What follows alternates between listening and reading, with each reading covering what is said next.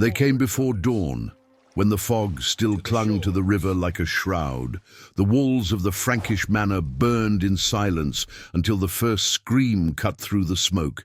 She was a noblewoman, born to rule, wrapped in silks and prayers. But the moment the Vikings broke through her gate, she became something else, a prize, or perhaps a prophecy. They didn't just steal her land. They stole her name, her body, and her fate, offering it to gods who demanded blood for victory. Some say she was taken north, kept as a lord's wife. Others whisper she never made it that far, that she was laid upon a stone altar beneath a red sky as drums thundered for Odin. Was it conquest, or worship disguised as cruelty? In the late 8th century, the rivers of Europe became roads for raiders. The Vikings came not only for gold, but for power, and women of noble blood carried both. Across the coasts of England, Ireland, and the Frankish lands, the same stories were whispered. The longships arrived at dawn, their sails like dark wings, and by nightfall entire estates vanished into smoke. For the warriors of the north, a noblewoman was more than a prize of beauty. She was a symbol, a vessel of lineage and fortune. To take her was to claim the soul of her people. Some were forced into marriage, others sold or traded between chieftains, their names erased and replaced with Norse ones. Yet in the shadows of their sagas lies something darker. Some captives were not kept for pleasure or alliance. They were chosen, set apart for the gods. The Vikings believed that certain lives held power, and the blood of a noblewoman could please Odin himself. So, when the raids struck the Frankish coast in 845, and the manor of Lady Aelis fell to fire, the question wasn't whether she would live. It was what the gods would demand in exchange for her breath. Lady Aelis was the daughter of a Frankish count, raised in a hall where the cross gleamed above every doorway. Her hands had never touched soil, yet she knew the scent of parchment and wax, the tools of power in her father's world.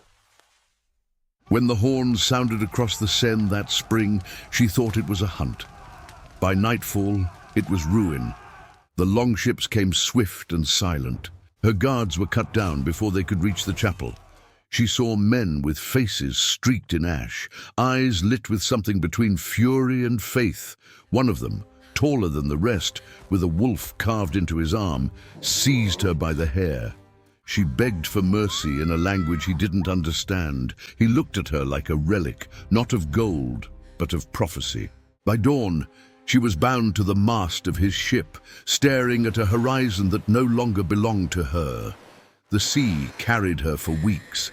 Salt burned her lips, chains bruised her wrists, and the hymns she once sang turned into whispers for survival. When they reached the northern coast, the air smelled of pine and blood. The village that awaited her was carved into rock, rough, cold, alive with noise. Warriors drank, women laughed, and flames painted the night in red. She was thrown into a hut of furs and smoke, guarded by two men who spoke a tongue of thunder. At first, she thought she had been spared, perhaps to serve as a concubine or a bargaining tool. But then she saw the carvings on the walls, wolves devouring the sun, men hanging from trees, blood dripping into bowls. Their seeress, an old woman with white braids and blind eyes, came to her one night. She touched Aelis's cheek and whispered words she could not understand, until one of the guards translated, almost reverently. She says, "The gods have chosen you.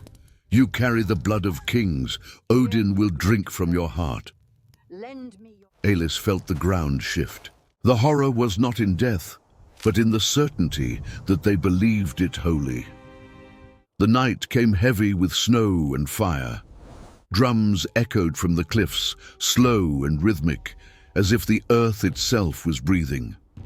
They led her from the hut, her white gown turned grey with ash. The villagers followed in silence, their faces streaked with soot and belief. At the center of the clearing stood a stone altar, blackened by years of offerings. Around it, Torches burned in a perfect circle. Warriors raised their blades toward the sky, chanting names that tore through the wind. Odin, Freya, Thor. Every name was a plea, every shout a demand. The chieftain, the man with the wolf tattoo, stepped forward. His voice was solemn, not cruel. "She comes from the blood of kings," he said. "Let her soul carry our victory to the All-Father." They bound her wrists with cords of bark. Her breath turned to fog in the cold. Aelis looked up at the stars, her lips moving silently, not in fear, but in prayer. As the blade rose above her, the wind broke, scattering snow into the flames. Then for a heartbeat, the sky burned crimson, and a cry rang out, not human but something older. The seeress gasped and fell to her knees. The warriors froze. The chieftain's hand trembled, and in that single breath between faith and madness, the gods went silent. When dawn broke, the snow had buried the altar. No one spoke of what truly happened that night, only that the fire had died before the sacrifice was done. Some said the gods rejected her blood. Others whispered she vanished when the wind rose, her chains found empty beneath the ash. Weeks later, the chieftain's hall fell to plague. Warriors who stood at the altar were found lifeless in their sleep, their faces pale as frost.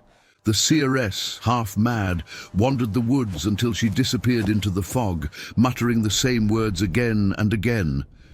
"The woman of kings walks with the dead." Years passed, and her story became a saga told in low voices by the hearth. In one version, she was a spirit who cursed the Northmen for their arrogance. In another, she became a Valkyrie, chosen by Odin himself, not as an offering but as a herald of vengeance. To this day, in the fjords of Norway, there is a tale that when red snow falls in spring, it is Lady Aelis returning, her soul still bound to the flame that refused to burn her. History remembers the Vikings as conquerors, but few speak of the silence that followed their raids, the lives erased without a word. Lady Aelis's story may never have existed as the sagas told it, yet fragments of truth linger in the ashes of monasteries and the chronicles of monks who saw the women of lords taken as gifts to the heathen gods. To the Norse, blood was sacred. Sacrifice was not cruelty, it was transaction. The gods demanded payment and victory demanded faith, but for the captives, faith itself became a weapon, what one side called divine purpose, the other called horror. Through Aelis, we see the thin line between worship and war, between belief that redeems and belief that destroys. And though the centuries have buried her name beneath myth, the pattern remains. In every age, women have been offered, not always on stone altars, but in wars, in politics, in silence. Maybe that is the true curse of Lady Aelis, that even now her story feels familiar. History doesn't whisper, it lingers. Through broken chronicles and fading songs, Lady Aelis still speaks, not as a victim, but as a reminder of what belief can do when it loses mercy. The Vikings called her a gift to the gods, but perhaps the gods refused the offering, because even they could not bear the weight of her sorrow. If her story chills you, wait until you hear about the Viking queen who defied Odin himself and won.